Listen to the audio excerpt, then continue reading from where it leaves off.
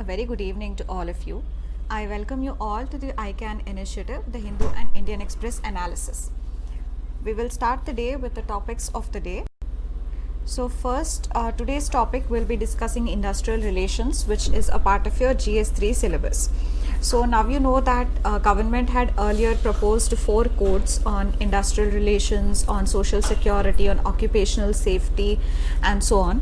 So now the government has introduced a fresh labor code in the parliament in the monsoon session, which is now being discussed and which has also evoked a controversy because of the fact that there is an increasing view coming about the code, that the code is leading to the dilution of the rights of the workers and laborers.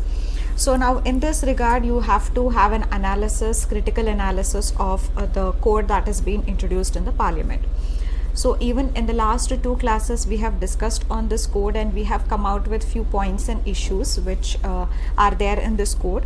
So today we'll be discussing a few more issues related to it. So before that, every time, though you cannot whenever you're answering a question, you cannot try to completely write the full names of the laws that are being introduced, because that will end up consuming a lot of words. But you should know that the bill that is currently there in the parliament has put forward 3 codes. One is the industrial relations code, second is the social security code, and then is the occupational safety, health and working conditions code. So these are the 3 codes now the parliament is considering. So in this regard, we have to see the important issues. So even in the 2 classes before, we have discussed a couple of issues. So these are further other issues. One is related to participation. So as we have also previously discussed, when it comes to the labor laws, these codes that are being introduced is also to rationalize the labor laws in India. So the purpose is to rationalize the labor laws. The reason being, there were more than 40 labor laws at the center, whether it was related to employee-employee relations or social security or various other things on occupational health and so on. So there were more than 40 laws, and when you take into consideration the laws formulated by the states also, there were more than 200 laws. So therefore, the aim of introducing this code is to just rationalize all these laws and put it in the form of 3 or 4 codes, so that there is more rationalization of the laws, and because of multiplicity of laws, there is no compliance burden and there is no regulatory cholesterol. But however, when so much of laws are being rationalized into these just 3-4 codes, it requires a participation from all the stakeholders who are involved, be it the laborers and the workers, be it the employers, that is a private sector, the state governments. So everybody needs to be taken on board when you're trying to rationalize such voluminous laws. So this participation was found lacking when it comes to the code that is now introduced in the parliament, which was formulated without any consultations and deliberations with the various stakeholders. So on the front of participation, this lacks that citizen participation, which we say is an essential component of good governance. So that was found lacking. The second issue is the balancing of interests.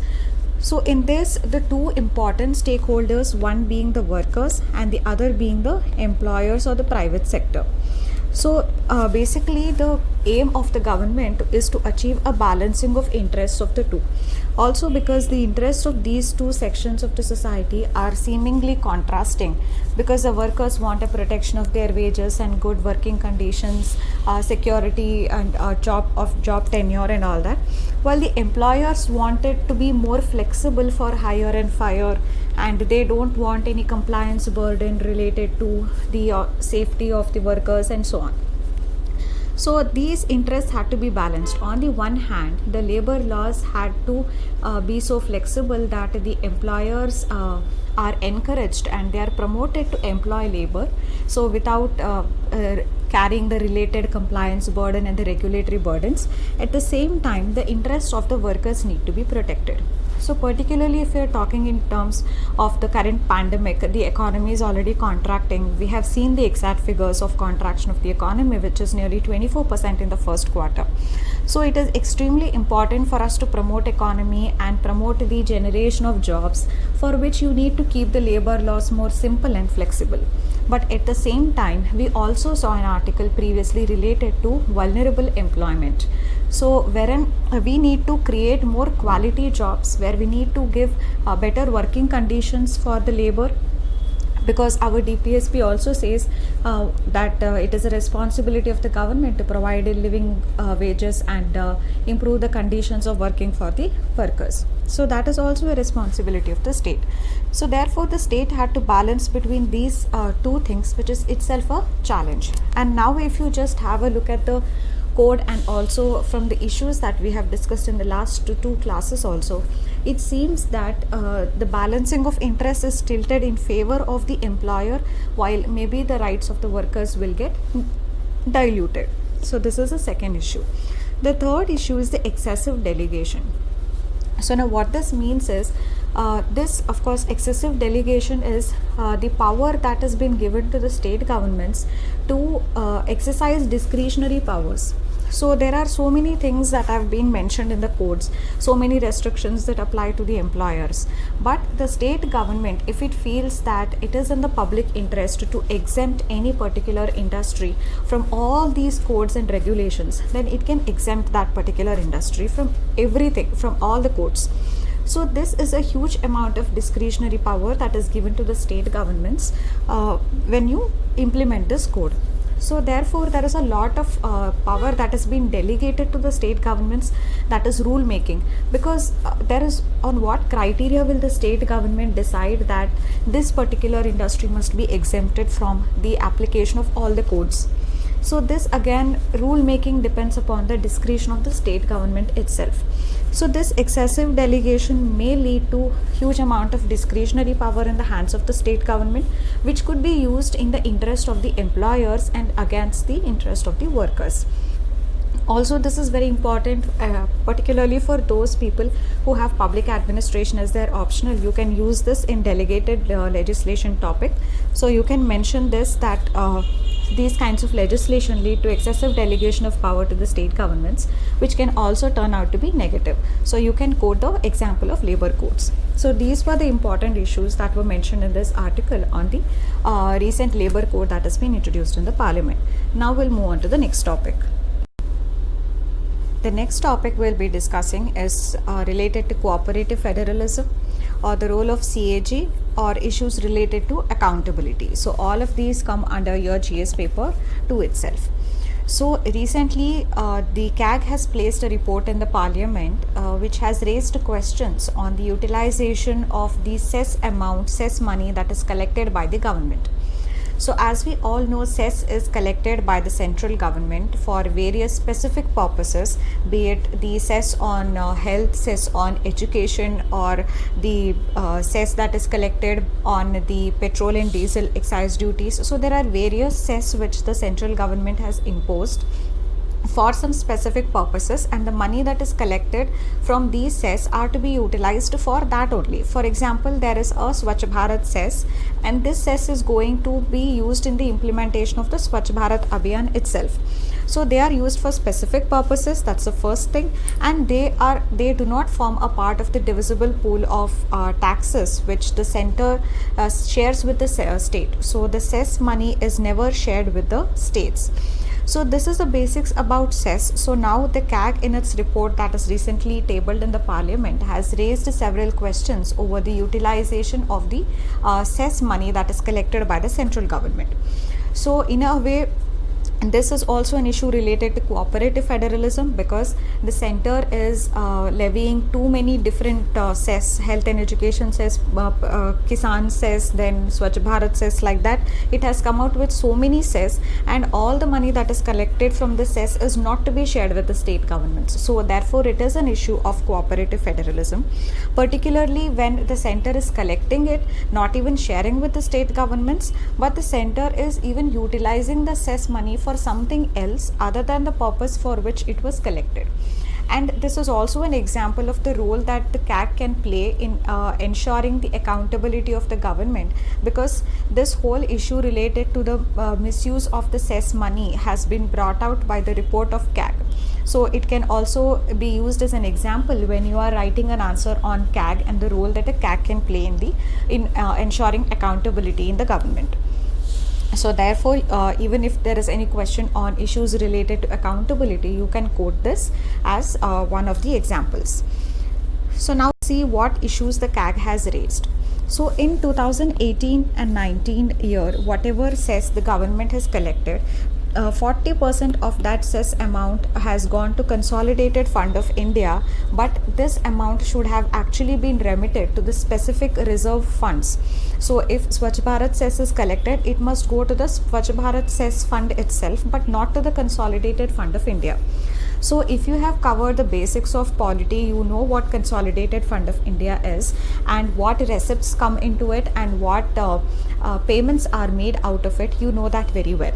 So if some money that is not meant to be a part of the Consolidated Fund of India is actually put into the Consolidated Fund of India, it shows that there is more money with the government. So in a way, the government would then be understating its fiscal deficit, and it would be showing that it has actually collected more revenue. So it is painting a wrong picture of the government fiscal health or the government finances, which is actually wrong.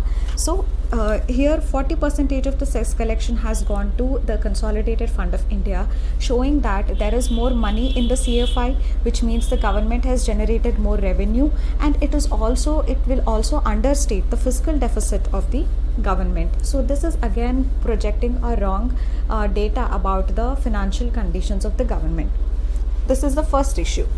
The second is out of the 2.75 lakh crore of cess money that was collected in 2019, only 1.64 lakh crore has gone to the specific funds.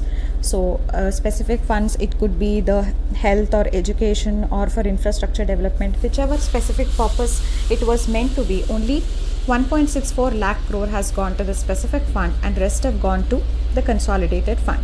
So in this case, various cess have been set up for that particular purpose. So those particular purpose will also now not be attained. For example, if it is a Swachh Bharat cess, then this amount, if it is used for some other purpose, it is put in the CFI and is not used for Swachh Bharat Abhiyan, then the Swachh Bharat Abhiyan will also start suffering from scarcity of funds. So even those programs will end up suffering because of such diversion of the funds. So this article gives two important examples which you can quote in the answers. One is in the last 10 years, government has collected 1.25 lakh crore as part of the cess that is imposed on crude oil. But none of this amount has been used or given to the oil industry for the development of the oil industry. So this whole amount has never been used for developing the oil industry. Another example that this article gives is the cess that is collected by levying on the excise duties on petrol and diesel. So this is usually collected to finance the development of infrastructure, be it roads or anything. So this also, only a part of this cess collected is used for development of roads and infrastructure, and again the rest of the funds collected as part of this cess has gone to the CFI. So therefore, even the roads and infrastructure which could have been developed with the help of this fund, even that has not happened. The next issue is, however, that this whole thing is also violating the federal spirit. Why? Because the same problem has also been observed when it comes to the GST compensation cess. So when GST was being enacted, Center had promised the states to give compensation to the states whenever there is a revenue shortfall for a period of 5 years. So therefore, for the purpose of compensating the states, the center should have money. So for that, the center imposed a GST compensation cess. So whatever money is collected as a part of this cess would be used to compensate the states. But however, it is found that in the first 2 years of the implementation of GST, 47,200 crores of rupees was actually amounted to the rightful account, and the rest of the amount were actually diverted to the CFI itself. So only this much of amount was remitted to the rightful account in the first 2 years of implementation of GST. So this shows that the trust that the states had imposed on the center while they agreed for this constitutional amendment is also violated, because the center has not used the compensation cess fund for the purpose for which it should have been used. So this whole thing is about the issue of cess and how it is not being used properly by the government, and how it is being diverted by the government to CFI to show a wrong picture of the government finances. So now when we are talking about the accountability on part of the government, so one more thing that is related to it is the accountability of the government within the parliament also. So we will discuss a related issue here. So this related issue is the government referring its bills to the parliamentary committees. So we have even before discussed a detailed question and answer, and even from the news articles itself we have discussed a lot about the departmentally related standing committees, how do they work, what are their merits and demerits, and their critical analysis, how much they are important for ensuring the accountability of the government. We have already discussed all this in detail. So in this we are going to see quickly is this is going to be a quick revision. The committees are of two types, standing and ad hoc committees. Standing are the permanent ones, while ad hoc are the temporary ones which are set up for a specific purpose. For example, scrutinizing a bill that is introduced in the parliament. So that is going to be an ad hoc committee which will be wound up once the bill has been discussed upon and reported upon. So let's quickly go through the benefits. The members of these committees of the parliament, they don't work on party lines, so they work in a very apolitical nature, and they work on objective nature. They rise above the party politics and the party lines. Second is the discussions that happen in these committees are going to be very informal. They are not bound by the kind of rigid procedures or the rules that the parliamentary discussion has to follow. So these proceedings are going to be more informal, which is more conducive for eliciting information. Third is these committees also act as a forum for the young leaders of the parliament to be exposed to the parliamentary way of working, and they will get exposed to this parliamentary way of working, and they will learn a lot about the functioning of the parliament, and this provides a fertile ground for the young leaders to experiment and also mature their functioning in the parliament. And lastly, these committees can also elicit public opinion. They can even seek the views of the experts on any particular issue that the committee is considering. So this is going to give the parliamentarians who are more laymen or generalists, so that is also going to give them a specialist and an expert opinion on the bills. So these are some of the importance or the benefits of the committee. However, if we look at the PRS India data for the last 3 Lok Sabha, we see that in 14th Lok Sabha, 60% of the bills were referred to the departmentally related standing committees. In 15th Lok Sabha, 71% of the bills introduced in the parliament were referred to the DRSCs for in-depth study of the bill and to make a report upon it. But in 16th Lok Sabha, just 27% of the bills were referred to the DRSCs for making a detailed report. So this shows how this culture of giving the bills to the parliamentary standing committees to report upon and to do an in-depth study on them, so that there could be follow-up discussions in the parliament based on the reports of the DRSCs. So that culture is now waning, and less bills are being referred to the committees. So therefore it is even becoming very difficult for the members of the parliament to ask the right questions to the government and to hold the government accountable. So if you observe this, even some of the important measures that the government has taken up. For example, Article 370 was overhauled and it was revoked the special status of Jammu and Kashmir, and it has created 2 union territories. Similarly, now a lot of protests are happening over the 3 farm bills that are introduced and the labor code that is being introduced, but none of these were referred to the any of the parliamentary committees. So this shows how this culture is getting diluted, and this is also leading to dilution of the accountability of executive to the parliament. So now we'll move on to the next topic.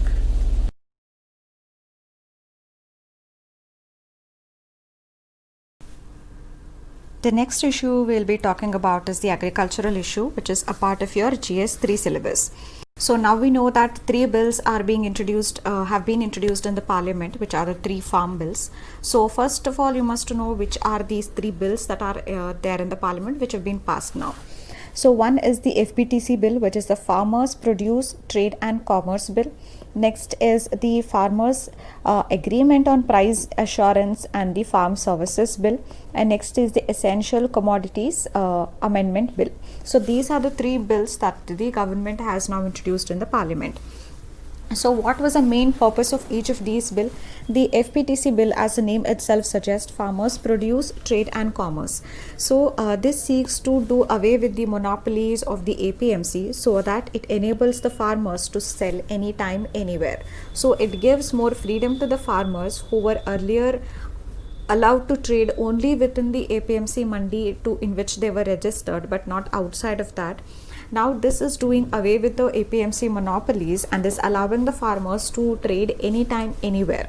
So this is going to help the farmers have a better price discovery, better price realization, and farmers can sell anywhere where they can find good prices.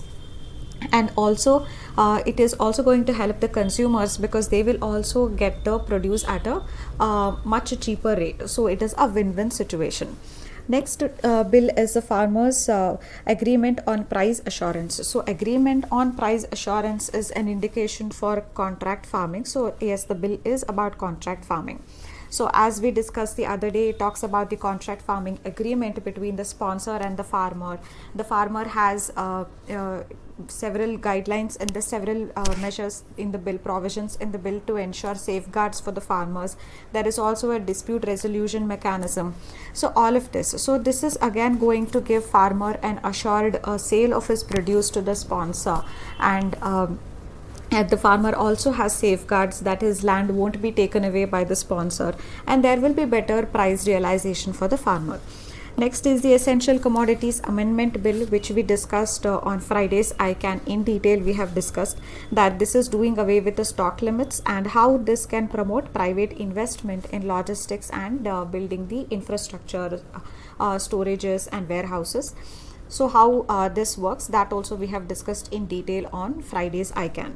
So these are the three bills and these are the major issues that they talk about, and these are the benefits from each of these bills. So you can draw this in the form of a flow chart and can summarize and tell that this is the gist of the entire all the three bills.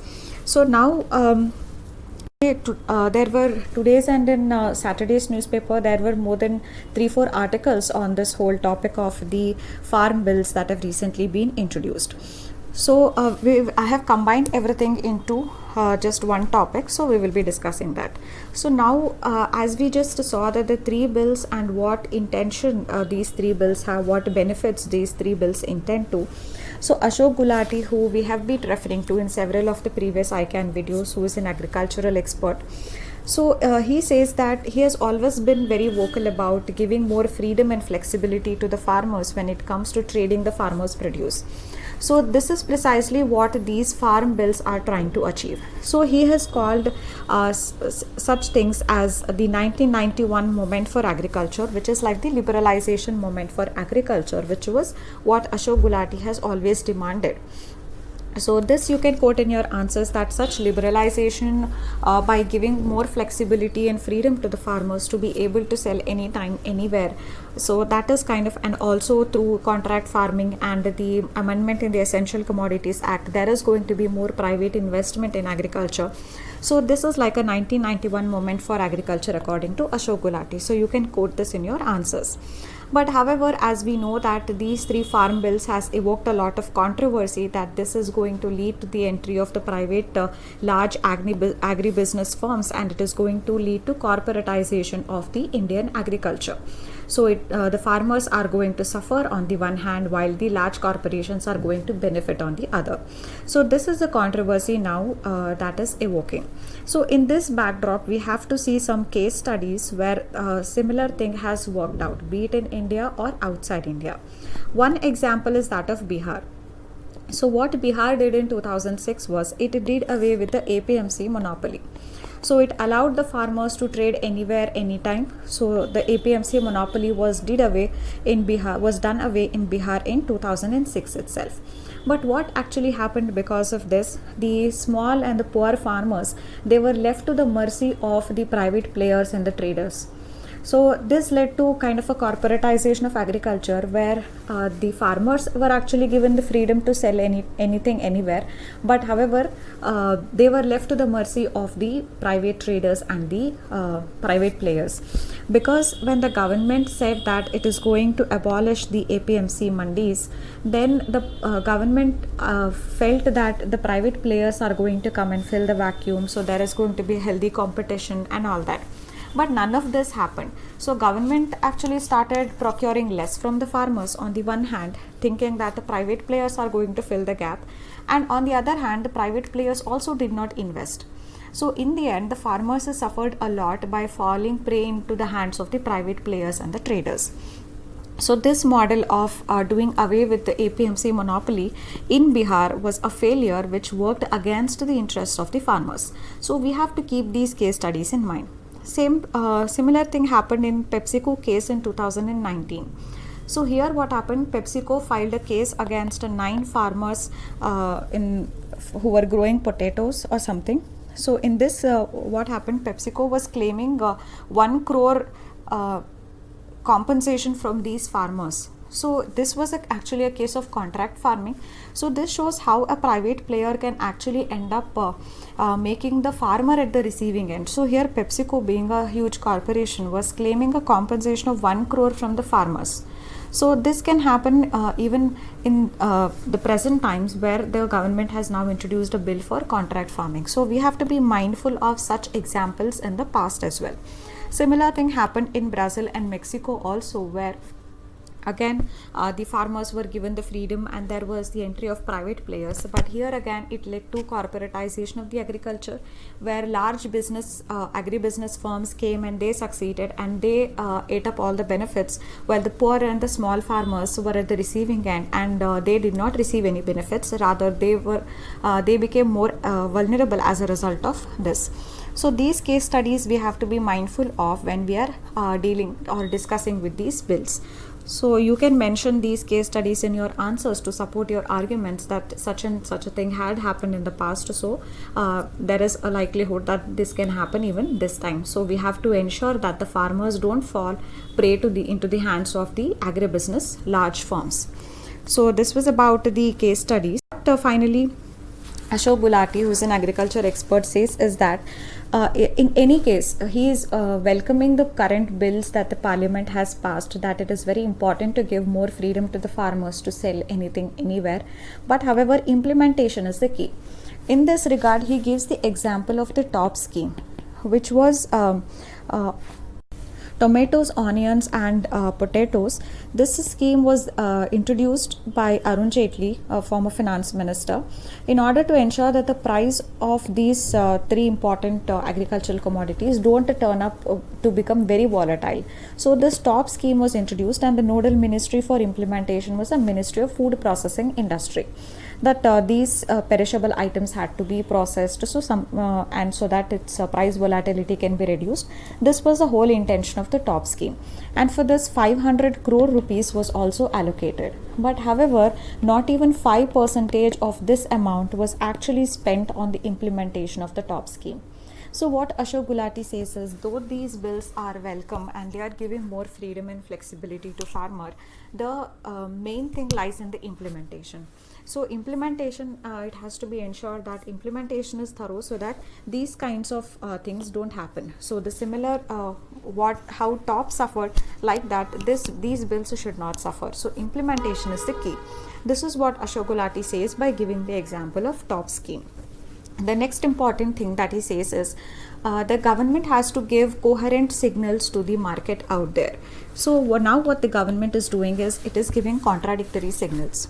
On the one hand, it is liberalizing the entire agricultural sector, and it is saying that the farmers can sell anytime, anywhere, and it is abolishing the monopoly that the APMC mandis enjoyed on the one hand. So it is trying to liberalize the agriculture sector on the one hand. But on the other hand, recently, due to spike in the onion prices, government also imposed an export ban on onions. So this shows that on the one hand, government is trying to liberalize it, but on the other hand, it is trying to put some restrictions by banning such exports. So this is kind of giving contradictory signals about the government's intention or the government's measures to the market. So such contradictory signals are not good for any sector, and government will have to have a coherent policy. This is what Ashok Gulati says. So this is about the agricultural sector. Now we move on to the next topic. The next topic we are going to discuss is an essay introduction, that some article that you can use as an introduction in your essays. So what happens usually, some newspaper sometimes run some stories, and that can be directly used as an introduction in some of the essays. So this is about the issue that a village is facing, and how the Aganwadi worker has to trek and swim to reach that remote village in Odisha to deliver her services. So the whole article is about that, but I would advise every one of you to search this article on Indian Express and go through the article, because the way this has been written, you have to pick up the exact style of writing and building up such stories. So when you write exactly in this style as an introduction in the essay, that will completely I get engrossed in that essay, and it will completely end up capturing the attention of the evaluator. So this is precisely what you require in an essay. So for now, before you take out this article and then read, I am going to read directly from the newspaper. So listen patiently. It starts like this. For residents of Nerudupalli, a remote village in Malkangiri, Odisha's southernmost Maoist-hit district, a connect with the outside world is a visit every Monday by their Aganwadi sister. The wait gets arduous during the monsoon months, when the little river abutting the village gets swollen. Monsoon Mondays are thus tricky for the sister. Lack of connectivity and absence of boat means she has to swim across Maliguda, a tributary of Godavari, after a 1 kilometer trek through a dense hilly forest to attend to her duties as an Aganwadi worker.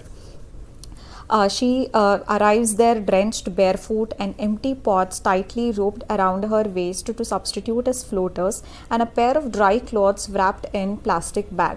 Sister said that she has been doing this for 10 years and there seems to be no end in sight.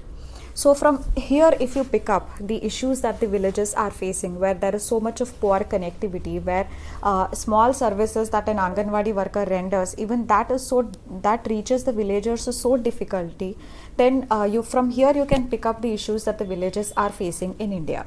Suppose you may have an essay saying that India lies in its villages by Mahatma Gandhi. So maybe some quote, and then you may be asked to write an essay on that. So anytime, because particularly this year due to pandemic, the migrant workers have suffered a lot, and there is a reverse migration back to the villages. So this topic has become very, very popular, where something related to villages could be asked in your essays. So in such case, if you build up this story, and from here if you pick up that there is the issue of connectivity with the villages, so this is the first and foremost important thing that need to be provided. So then we need to create jobs. So from here, from this story, you can pick up a lot of things. And also look at the style in which the story has been built up, that it talks about the Aganwadi worker who is trying to swim and trek to reach that village to render her services.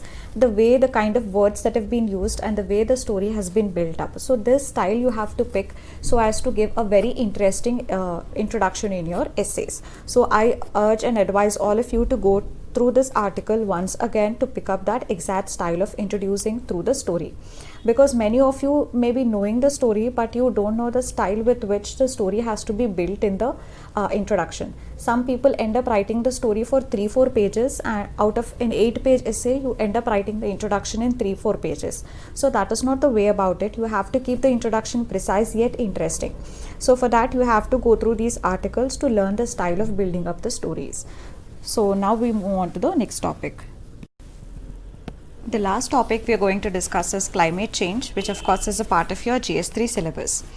So recently several countries across the world, particularly after the pandemic has struck, and people have realized across the world that sustainable development and environmental conservation are very important if we as humans need to, if we have to continue on this planet, then sustainable development is very important.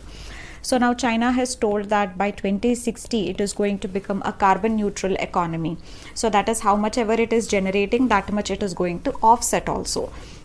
So this is what the China has told, and Europe has told that it is going to impose some levies or some taxes on the imports to Europe which are more carbon intensive. So it is going to levy some carbon levies on its the imports that come to Europe.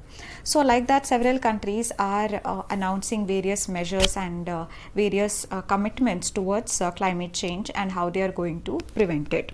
So in this regard, if you look at the recent instances, it shows how this has been also worsening. For instance, the heat waves that occurred in Delhi last year, it was very severe. Then similarly, floods happened in southwest China where it is not so likely to happen. Then wildfires now in California, which are raging so much, and it has taken up or engulfed such a large area of forest and the animals. So the wildfires in California. So these are some of the examples in the recent times that have shown that climate change is here now and we need to tackle it head on. And also, as I keep on saying, that any answer needs to be supported with data and figures. So in this regard, the climate change also has an economic consequence or an economic impact, and if we want to have sustainable development, so then it is very important for us to factor in the factor of climate change in our development plans. So between 1998 to 2007, the disaster hit countries had actually lost $2.9 trillion, and out of it 77% of this loss has been attributed to climate change. So $2.9 trillion has been lost by the disaster hit countries. Out of it, 77% is attributed to climate change itself, and this is told by a United Nations report itself. So this data you can show, you can use to show how the disasters can have economic consequences and how climate change can have economic consequences. So in this regard, India's stand has always been that India is willing to take up its responsibilities. But however, as we discussed the other day, India believes in CBDR, that is common but differentiated responsibilities. As India is still a developing country, it cannot completely stop its fossil fuel emissions, but definitely it is going to try and reduce its dependence on the fossil fuels. So in this regard, it has made its own commitments that by 2030, 40% of the power generation is going to be from the non-fossil fuels.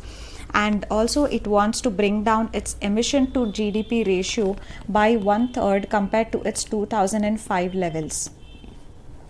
Then in the 2021 budget, India also announced an environmental tax which is supposed to be, which is going to be imposed on activities which are polluting the environment. Then India has also been promoting and encouraging the e-vehicles and hybrid vehicles, so that our dependence on petrol and diesel as the fuels for running our vehicles will also reduce. So this has been India's stand. And what this article talks about is how we can reduce the carbon emission in the country. So carbon emission can be reduced when carbon emission is priced. So how much ever you are emitting, if that is going to be priced, then definitely we will try to control emissions from our part. So for this, the article has suggested two main things. One is emission trading and the other one is imposing a carbon tax. So emission trading is a very simple concept. If there are two industries, the government is going to allot to each industries that this is the maximum amount of carbon dioxide that you can emit. So for example, both the industries can emit maximum 100 units of carbon dioxide. But however, by the end of the year, when it was measured, it was found that the first industry has emitted 120 units of carbon dioxide, but the second industry has emitted just 80 units of carbon dioxide. So in which case this first industry has exceeded the limit and the second industry has not completely used its carbon space. So in which case this must be able to sell 20 units of the carbon that it has used to this industry, so that there is an overall balance. So this is called as emission trading. So this industry can sell the carbon emission trading certificate to this, and the first industry can buy it because it has emitted more. So this is emission trading. So this has to be promoted. And second thing is carbon tax. Carbon tax is nothing but a tax that is imposed on those activities which are polluting the environment. So if we have a two-wheeler, then there is a little carbon tax. If we have a four-wheeler, there will be more carbon tax. So something like that, where the carbon tax is to be imposed on activities which are polluting the environment. So these are the two alternatives which the article is proposing, and it is saying that this emission trading pilots have been run in China, and they have found to be more successful. And carbon tax has already been levied and tried in Sweden and Canada, where even they have been found to be successful. In fact, Canada was able to collect a lot of revenue also from the carbon tax. It had levied carbon tax at $20 per ton of carbon dioxide emitted. So it was able to generate a lot of revenue also out of this, which could again be used for those to develop technologies or to achieving carbon neutrality. So if India imposes the carbon tax, then it can collect up revenue that can be as much as up to 2% of the GDP. So this revenue again can be used to for more climate friendly measures that the government can take. So these are the two measures that this article talks about. So that is okay. These were the other articles that weren't important from exam point of view, or that we have already previously covered. And I had already posted this video on the 2021 strategy on my channel, so hope you guys have watched that, and if you seriously and sincerely consistently follow that, you will definitely bear fruits out of it. So that is it for today. Thank you.